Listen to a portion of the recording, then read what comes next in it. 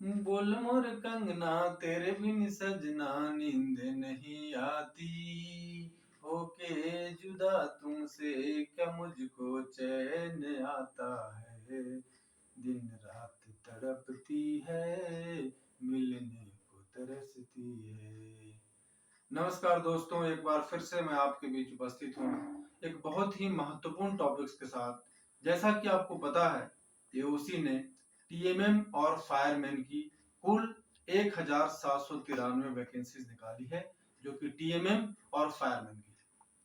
Candidates के सामने ऐसा कंफ्यूजन है कि अप्लाई करने के बाद उनमें से कितने लोगों को कॉल लेटर मिलेगा या नहीं मिलेगा।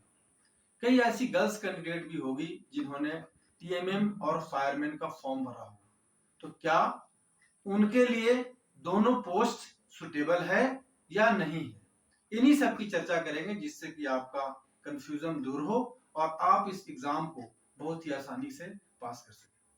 टोटल जैसा कि आपको पता है, 1793 वैकेंसीज में से 1249 वैकेंसीज टीएमएम की है और 544 वैकेंसी फायरमैन की है। तो मैं आपको कैटेगरी वाइज इस वैकेंसीज का डिस्ट्रीब्यूशन बताऊंगा और साथ में ये बताऊंगा कि उसमें से कितने ऐसे कैंडिडेट्स हैं जिनको कॉल लेटर मिलेगा। सबसे पहले टीएमएम की बात करूं तो 1249 वैकेंसीज में से यूआर की यानी कि अनरिजर्व्ड की अर्थात जनरल कैटेगरी की कुल 508 वैकेंसीज है, ओबीसी की 337 है, एससी की 187 है, एसटी की 93 है और ईडब्ल्यूएस की 124 है। तो दोस्तों, मैं ऐसा अपने अनुभव के आधार पर कह सकता हूं कि यूआर की टोटल 508 वैकेंसीज में से कुल टोटल 38,100 लोगों को ही कॉल लेटर मिलेगा। यानी कि जो कॉल लेटर मिलने का मापदंड है वो ये है कि एक पोस्ट पे कुल 75 लोगों को ही कॉल लेटर दिया जाएगा। यानी कि एक वैकेंसीज पे 75 लोगों को इनवाइट किया जाएगा दूसरे लेवल का, दूसरे टेस्ट के अर्थात फिजिकल टेस्ट के लिए। यानी कि यदि 508 में आप 75 से मल्टीप्लाई करेंगे तो ये कुल 38,100 आता है। यानी कि एक पोस्ट पे 75 कैंडिडेट्स को बुलाया जाएगा। उसी तरीके से ओबीसी के 337 लोगों में से टोटल 25,275 लोगों को ही कॉल लेटर मिलेगा। एससी के 187 वैकेंसीज के लिए कुल 14,025 लोगों को कॉल लेटर मिलेगा। एसटी के 93 लोगों में से कुल 6,975 लोगों को कॉल लेटर मिलेगा और ईडब्ल्यूएस के 124 वैकेंसीज के लिए कुल 9,300 लोगों को ही अगले दौर के लिए कॉल लेटर मिलेगा। यानी कि इस तरीके से देख सकते हैं कि कुल 1249 वैकेंसीज के लिए अनुमानितः 93,675 लोगों को ही कॉल लेटर मिलेगा। ये सारे कैंडिडेट दूसरे लेवल के फिजिकल टेस्ट के लिए इनको बुलाया जाएगा। जैसा कि आपको पता है दोस्तों कि टीएमएम के लिए सिर्फ 2 फिजिकल टेस्ट है। 1.6 मीटर किलोमीटर की दौड़ लगानी है, जो कि 6 मिनट का समय निर्धारित है, और 50 केजी का वजन उठाना है, जिसमें कि आपको 200 मीटर 100 सेकंड के अंदर आना है। ऐसी आपकी जिज्ञासा होगी कि क्या जो दूसरे लेवल का फिजिकल टेस्ट है उसमें कोई मार्क्स होगा। तो मैं आपको बता दूं कि उसमें कोई मार्क्स नहीं होता, वो सिर्फ पास या फेल होता है। यानी कि उसमें पास करने वाले लोग ही अगले दौर के रिटन एग्जाम के लिए क्वालिफाई कर पाएंगे। आप ये सोच रहे होंगे कि इनमें से कितने ऐसे लोग होंगे जो रिटन परीक्षा में भाग लेंगे। तो मैं आपको बता दूं कि कुल 93,675 लोगों में से, यानी कि जितनी वैकेंसीज होगी, यदि 1249 वैकेंसीज टीएमएम की है तो तकरीबन 12.5 से 13,000 लोगों को अगले दौर में क्वालिफाई करा जाएगा रिटन परीक्षा के लिए। यानी कि रिटन परीक्षा के लिए जो एवरेज है वो पर पोस्ट अनुमानतः 10 का होता है। यानी एक पोस्ट पे कुल 10 कैंडिडेट को अगले दौर में लिखित परीक्षा लिखने की अनुमति दी जाएगी। आपको गर्ल्स कैंडिडेट को ऐसा कंफ्यूजन नहीं होना चाहिए, अभी भी समय है कि वो टीएमएम का फॉर्म भरें या फायरमैन का। आपको बता दूं कि टीएमएम के लिए फॉर्म तो गर्ल्स कैंडिडेट भर सकती है, लेकिन फायरमैन में गर्ल्स कैंडिडेट के लिए कोई भर्ती नहीं होती। इसलिए जिस कैंडिडेट ने भी फायरमैन के लिए, खास करके गर्ल्स कैंडिडेट ने यदि गलती से भी अप्लाई करा है तो कृपया करके उसको दोबारा टीएमएम पोस्ट के लिए अप्लाई करें, क्योंकि लड़कियों के लिए आर्मी ऑर्डिनेंस कोर में कोई भी फायरमैन की भर्ती नहीं होती। उसी प्रकार दोस्तों मैं फायरमैन की बात करता हूं तो फायरमैन की कुल 544 वैकेंसीज में से यूआर की कुल वैकेंसीज 222 है, ओबीसी की 147 है, एससी की 81 है, एसटी की 40 है और ईडब्ल्यूएस की 54 है। तो यूआर में से 222 वैकेंसीज में से कुल एप्लीकेशन जो शॉर्टलिस्ट होगा अगले दौर के फिजिकल टेस्ट के लिए वो तकरीबन 16,650 होगा। ओबीसी के कुल 11,025 लोगों को बुलाया जाएगा, एससी के कुल 6,075 लोगों को बुलाया जाएगा, एसटी के कुल 3,000 लोगों को बुलाया जाएगा और ईडब्ल्यूएस के तकरीबन 4,050 लोगों को बुलाया जाएगा अगले दौर के फिजिकल टेस्ट के लिए। आपको पता है कि जो नोटिफिकेशन में आया है उसमें फिजिकल टेस्ट फायरमैन के लिए 4 रखी गई है, जिसमें कि 1.6 किलोमीटर का दौड़ है 6 मिनट में, उसके साथ 2.7 मीटर का डिच है जिसको लॉन्ग जंप बोलते हैं, यानी कि 9 फीट लॉन्ग जंप करनी है, 3 मीटर वर्टिकल रोप के ऊपर चढ़ना है और 63.5 केजी के आदमी को 183 मीटर 96 सेकंड में लेके जाना है। ये चारों टेस्ट भी क्वालिफाइंग नेचर का है, इसमें कोई मार्क्स नहीं मिलता। इसमें पास होंगे तो सिर्फ पास या फेल यानी क्वालिफाइड या नॉन क्वालिफाइड ही देखा जाएगा और जो कैंडिडेट्स इसमें पास होंगे इनको अगले दौर की लिखित परीक्षा लिखने की अनुमति दी जाएगी। यानी कि कुल मिला के ये मैं आपको बता दूं कि जो मेरिट लिस्ट बनेगी, फाइनल जो सिलेक्शन होगा वो मूलतः सिर्फ और सिर्फ लिखित परीक्षा के जो मार्क्स कैंडिडेट्स को आएंगे उसी लिखित परीक्षा के मार्क्स के बेस पे ही मेरिट डिसाइड होगा।